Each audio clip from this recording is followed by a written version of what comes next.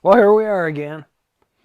Have you missed any of the previous sessions in this 10-part series? Find links to them in the below text. We live in a tiny, unincorporated town in rural southeastern Kentucky. The population is about 1,500. Together, on the side, Diana and I operate a small real estate investment management company in which we've so far purchased and then renovated 3 local historic homes. And we've built several upscale homes as well as purchased a few other older, more standard homes.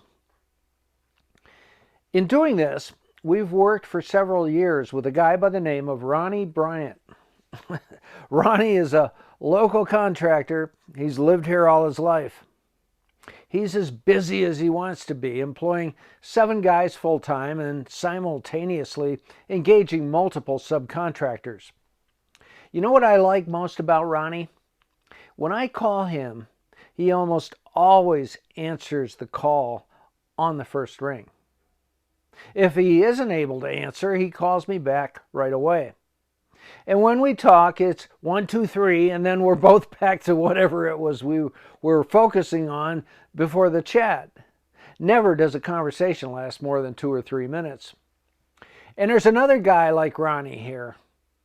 His name is Tim Howe, and he's the superintendent of a very busy HVAC business, 8 employees total. Tim also answers or returns my calls immediately. Oh, and we have our accountant back in Bend, Oregon, Matthew Hamlin, who operates in the same way. He answers or calls me back right away. And yes, my Centratel CEO, Andy Freeman, and all 7 of our management team, mostly female by the way, assertively handle their incoming calls in this way too. And all these people I've mentioned have another splendid attribute in common. They do what they say they will do, on time and on target. I'd say these people, in paying close attention to their incoming calls, represent maybe 10% of their various vertical markets. That is, building, heating and air conditioning, accounting, and communications.